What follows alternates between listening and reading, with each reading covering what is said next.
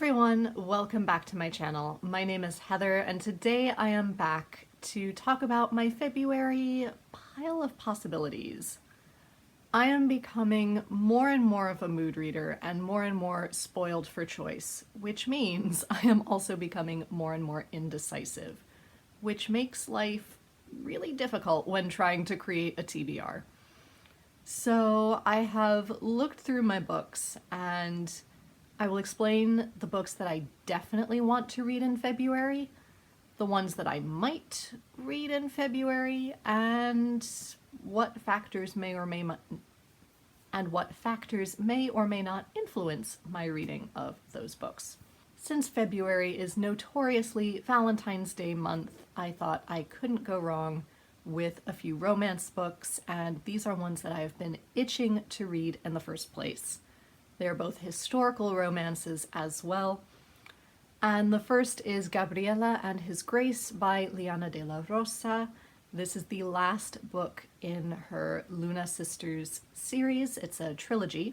And it's a trilogy that follows the three Luna sisters as they, at first, flee Mexico during the Second Franco-Mexican War, part of which was the Battle of Puebla, celebrated by Cinco de Mayo.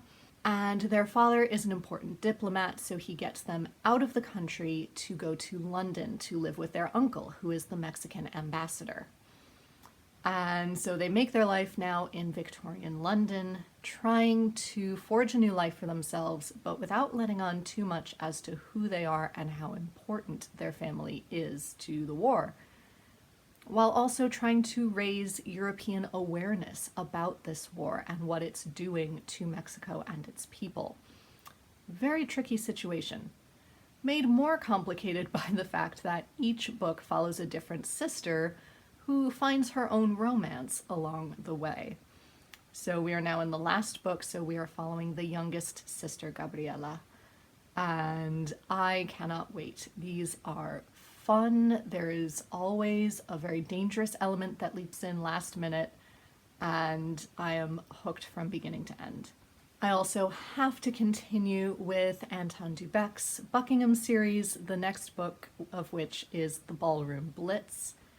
This is book 5 now? I think it's book 5. So I can tell you increasingly little about this series, but it follows the staff of the Buckingham Hotel in the now early 1940s and all of the ins and outs of how they all navigate work at the hotel, and naturally the war is now in full swing, and there's usually a romantic element to it as well. There's always a very beautiful human element. His characters are beautifully drawn, so I cannot wait to get into this one. Plus, being the celebrity that he is, I feel like I know Anton and I can hear his voice coming through, which is a lot of fun. After that, I come to a bit of a crossroads, and it depends what happens with many books that will determine which way I go from there. For example, as of right now, I am 80% of the way through Jonathan Strange and Mr. Norrell, so that is probably 6.5-ish hours of the audiobook left.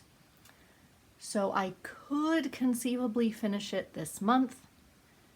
However, my hold on Tim Curry's memoir, Vagabond, has just come in, also in audiobook because he reads it himself. So I will probably have to pivot and listen to that first because that has a due date. So presumably I will finish Jonathan Strange and Mr. Norrell in February once I have finished Vagabond. After that, I don't know what I will listen to. I could start the last Palliser novel as read by Timothy West. I might have an audiobook coming in relatively soon, so I might re-listen to the 6th Harry Potter as a filler commute book until that hold comes in. The hold I'm waiting for being Sweet Heat by Bolu Babalola. I don't know. I don't know. It will depend how the timing of all of those books works out, which audiobooks I listen to next.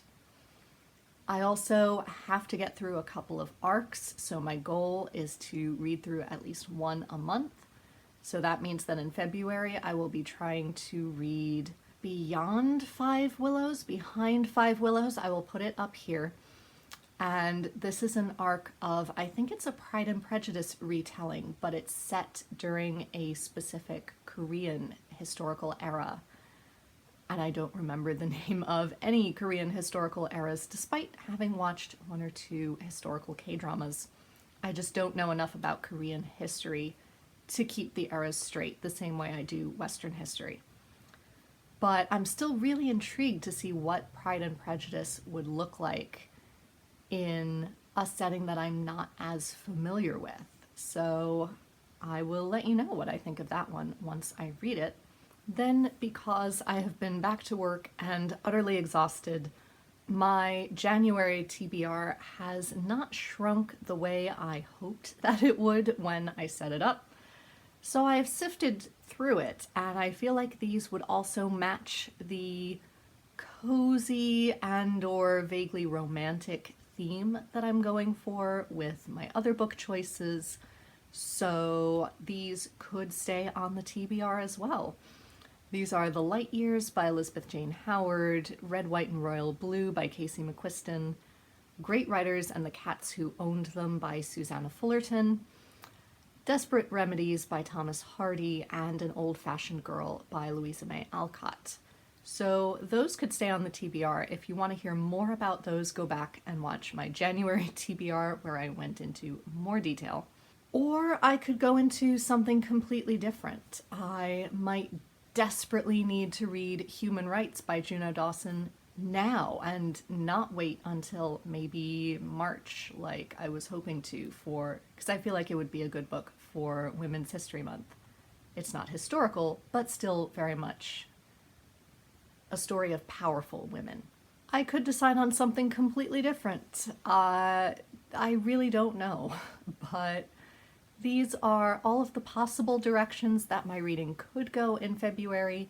It is also a very short month, so that could affect my reading as well. But let me know down below what you are thinking of reading in February, if you have any recommendations of the various titles that I have thrown out here that I should move up my TBR, and I will try to take those recommendations into consideration.